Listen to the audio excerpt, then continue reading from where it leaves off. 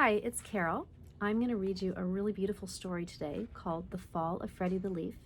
It's written by a really famous doctor. His name is Dr. Leo Buscaglia, and he actually is a doctor who is a psychologist, and he writes about our feelings, he writes about our heart, and it's a really, really beautiful story.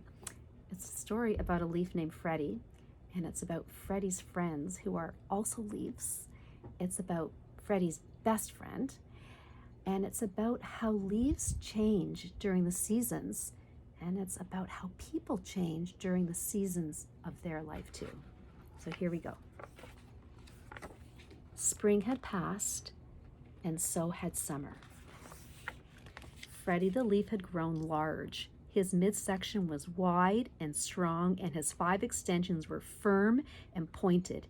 He had first appeared in spring as a small sprout on a rather large branch near the top of a very tall tree.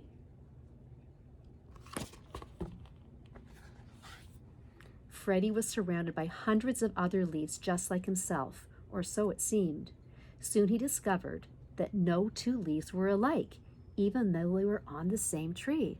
That's kind of just like you and I. Alfred was the leaf next to him, Ben was the leaf on his right side, and Claire was the lovely leaf overhead. They had grown up together. They had learned to dance in the spring breezes, bask lazily in the summer sun, and wash off in the cooling rains. We're lucky if we've got friends like that, right? But it was Daniel who was Freddie's best friend. He was the largest leaf on the limb and seemed to have been there before anyone else.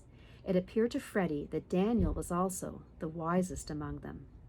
It was Daniel who told them that they were part of a tree. It was Daniel who explained that they were growing in a public park. It was Daniel who told them that the tree had strong roots which were hidden in the ground below.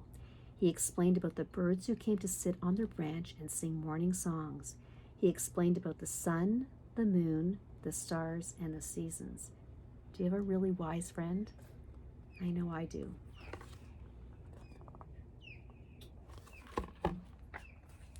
Freddie loved being a leaf. He loved his branch, his light leafy friends, his place high in the sky, the wind that jostled him about, the sun rays that warmed him, the moon that covered him with soft white shadows. Summer had been especially nice. The long hot days felt good, and the warm nights were peaceful and dreamy. There were many people in the park that summer. They often came and sat under Freddie's tree. Daniel told him that giving shade was part of his purpose. What's a purpose? Freddie had asked. It's a reason for being. To make things more pleasant for others is a reason for being. To make shade for old people who come to escape the heat of their homes is a reason for being.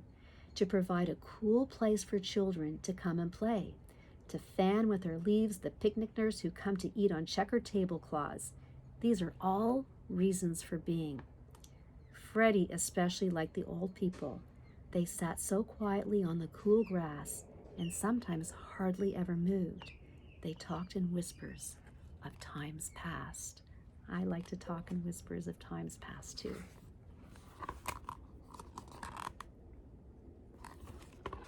The children were fun too, even though they sometimes tore holes in the bark of the tree or carved their names into it.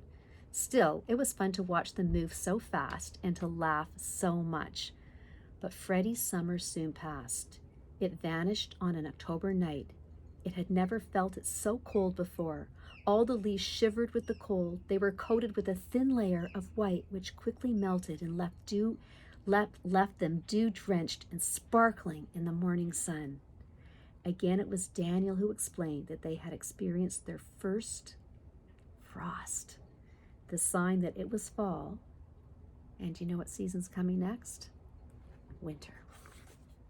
Almost at once, the whole tree, in fact, the whole park, was transformed into a blaze of color. There was hardly a green leaf left. Alfred had turned a deep yellow, Ben had become a bright orange, Claire had become a blazing red, Daniel a deep purple, and Freddie was red and gold and blue. How beautiful they all looked. Freddie and his friends had made their tree a rainbow. Why did we turn different colors, Freddie asked, if we are on the same tree? Well, each of us is different. We have had different experiences. We have faced the sun differently. We have cast shade differently. Why should we not have different colors? Daniel said matter-of-factly. Daniel told Freddie that this wonderful season was called fall. One day, a very strange thing happened. The same breezes that in the past had made them dance began to push and pull at their stems, almost as if they were angry. This caused some of the leaves to be torn from their branches and swept up in the wind, tossed about, and then dropped softly to the ground. The leaves were all a little bit frightened. "What's happening?" they asked each other in whispers. "It's what happens in fall," Daniel told them. "It's the time for leaves to change their home. Some people call it when the leaves die." "Will we all die?" Freddie asked. "Yes," said Daniel. "Everything dies, no matter how big or small, how weak or strong. We first do our job. We experience the sun and the moon, the wind and the rain. We learn to dance. We learn to laugh. And yes, then we die." "I won't die," said Freddie with determination. "Will you, Daniel?" "Yes," answered Daniel, "when it's my time." "When is that?" asked Freddie. "No one knows for sure," Daniel responded. Freddie noticed that the other leaves continued to fall. He thought it must be their time. He saw that some of the leaves lashed back at the wind before they fell. Others simply let go and dropped quietly. Soon the tree was almost bare. "I'm afraid to die," Freddie told Daniel. "I don't know what's down there." "We all fear what we don't know, Freddie. It's natural," Daniel reassured him. "Yet you were not afraid when spring became summer, and you were not afraid when summer became fall. They were all natural changes.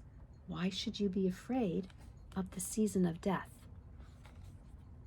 "Does the tree die too?" Freddie asked. "Someday, but there is something stronger than the tree. It is life. That lasts forever, and we are all a part of life." "Where will we go when we die?" "No one knows for sure. That's one of the great mysteries. Will we return in the spring? We may not, but life will." "Then what has been the reason for all of this?" Freddie continued to question. "Why were we here at all if we only have to fall and then to die?" Daniel answered in his very matter-of-fact way. "It's been about the sun and the moon. It's been about happy times together. It's been about the shade and the old people and the children. It's been about colors in the fall. It's been about seasons. Isn't that enough?" That afternoon, in the golden light of dusk, Daniel let go. He fell effortlessly.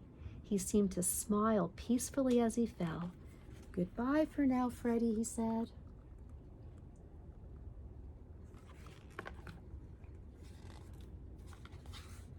Then Freddie was alone, the only leaf left on his branch.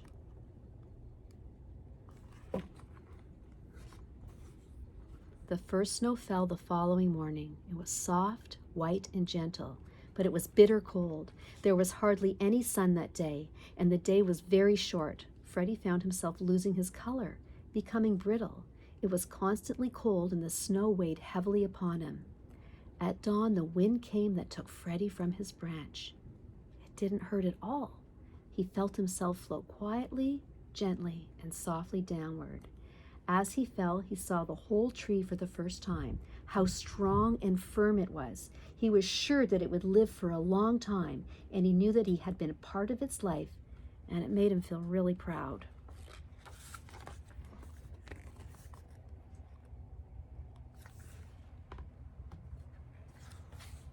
Freddie landed on a clump of snow. It somehow felt soft and even warm.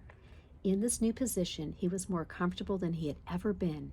He closed his eyes and fell asleep. He did not know that spring would follow winter and that the snow would melt into water. He did not know that what appeared to be his useless dried self would join with the water and serve to make the tree stronger. Most of all, he did not know there, asleep in the tree and the ground, were already plans for new leaves in the spring, and a new beginning.